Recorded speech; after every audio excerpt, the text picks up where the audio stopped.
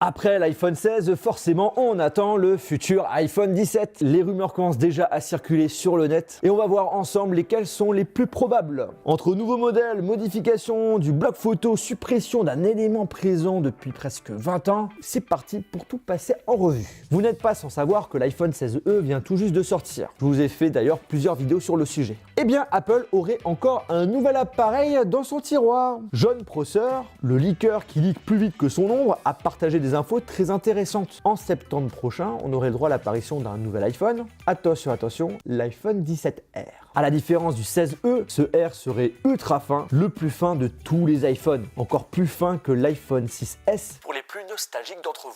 Si vous êtes du côté plutôt Android, ça va vous faire plus penser au Galaxy S25 Edge que j'attends encore de pouvoir tester. L'un des changements les plus notables de l'iPhone 17R concernerait son épaisseur ultra réduite. Selon les rumeurs, on est à 5,5 mm. C'est un truc de malade. À titre de comparaison, l'iPhone 16 Pro, on est sur 8,25 mm. Personnellement, je trouve ça crédible, surtout quand on voit la finesse de l'iPad Pro. On sent qu'Apple a pour but de faire des appareils encore plus fins. La question que je me pose, c'est en ce qui concerne la prise en main. Le fait que ça soit léger, fin et de petite taille, est-ce qu'il va tomber facilement ou pas? Et là vous allez dire hop hop hop hop, là je vois bien, tu vas nous parler d'une sponsor avec Real Shield. Eh ben non, cette fois-ci c'est avec Meria. Alors vous le savez, acheter des crypto-monnaies, c'est devenu hyper simple. Il existe de nombreuses plateformes, mais en réalité le plus dur ce n'est pas d'en acheter. La vraie question c'est, une fois que l'on en a, qu'est-ce que l'on en fait? Comment gérer au mieux son portefeuille? C'est justement là que Meria entre en jeu. Meria, c'est une plateforme 100% française qui existe depuis 2017 et qui a été lancée par Asher, l'un des youtubeurs crypto les plus connus de France. Autant vous dire que les équipes derrière connaissent leur sujet sur le bout des doigts. Et ce que j'aime chez eux, c'est qu'ils vont plus loin qu'un simple achat de crypto. Ils vous aident à fructifier vos cryptos, générer des rendements et apprendre à optimiser vos investissements.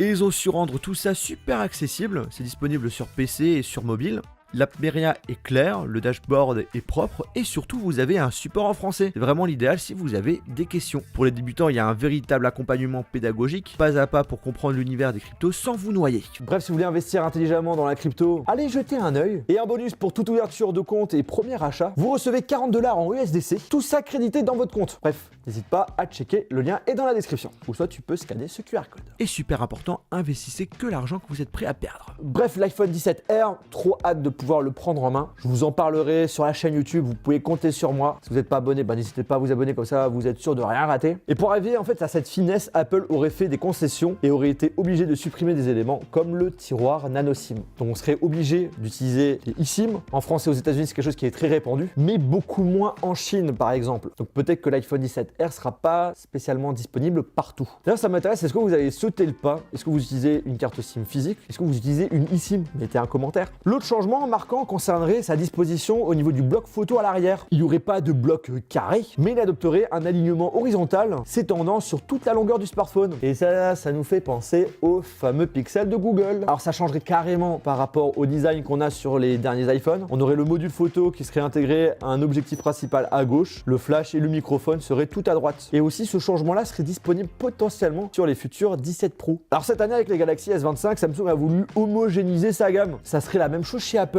Enfin, oui et non. Encore une fois, il y a des rumeurs qui disent oui, il y en a d'autres qui disent non. Parce que lorsqu'on regarde les maquettes qu'utilisent les fabricants de coques, qu'a leaké Sony Dixon, on voit que l'iPhone 17 classique conserverait ces deux capteurs alignés verticalement. Et en regardant un petit peu plus près, on remarquerait aussi qu'on a toujours le MagSafe. Parce que comme il a disparu sur le 16E, on sait jamais. Quelle mauvaise idée d'ailleurs.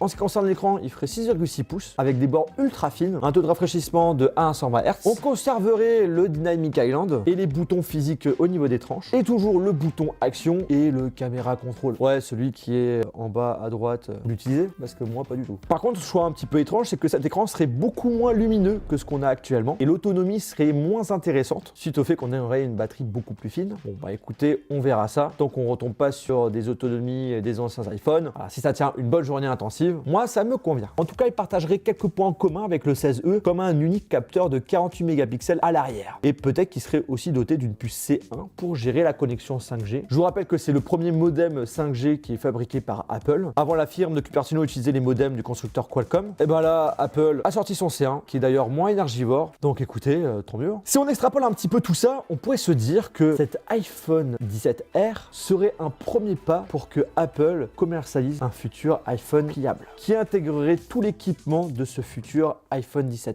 D'ailleurs, le journaliste Mark Gurman pense que le premier smartphone pliant d'Apple porterait le nom d'iPhone Ultra. Ce nom vous dit quelque chose sans doute parce qu'on en a entendu pas mal parler. J'ai même fait une vidéo rumeur dessus, mais les rumeurs de l'époque ne faisaient pas du tout mention d'un appareil doté d'un écran qui peut se plier. Et on aurait même d'ailleurs une petite idée du prix, par Tim Long, 2300 $. On va maintenant s'attaquer à l'iPhone 17 Pro. Personnellement, j'aimerais bien que la rumeur que le fait que le Dynamic Island soit de plus en plus réduit soit vraiment le cas. On a des écrans avec des bords beaucoup plus fines, ça se contredit par rapport à cette petite pilule qui est toujours là et qui au final est là pour juste le capteur Face ID et notre caméra frontale. Et c'est dommage que Apple aujourd'hui n'est toujours pas capable de cacher tout ça directement au niveau de l'écran. Alors c'est vrai qu'on a chez Samsung par exemple, et là on voit que la caméra frontale, on a une qualité qui est quand même bien dégradée. Mais voilà, normalement avec Apple, on serait capable de pouvoir faire quelque chose d'un petit peu mieux quoi. Vous en pensez quoi? En tout cas, la caméra frontale, ça sera cool, elle va être améliorée. On passe de 12 mégapixels à 24 mégapixels. Je rappelle que l'iPhone 11, on avait 12 mégapixels. Alors certes, en effet, le nombre de mégapixels, ça ne veut rien dire. Tout dépend de l'optimisation logicielle aussi qui est derrière, comment tout est traité. Mais c'est vrai que si on peut encore faire des selfies de meilleure qualité et surtout en faible luminosité, ça, je ne dis pas non. Par contre, pour les caméras à l'arrière, il n'y aurait pas trop de changements, à part peut-être l'apparition d'une nouvelle option vidéo. On pourrait filmer en 8K. Là, on pourrait faire du 8K, du log, le log enregistré en SSD. En vrai, ça serait un bon petit combo.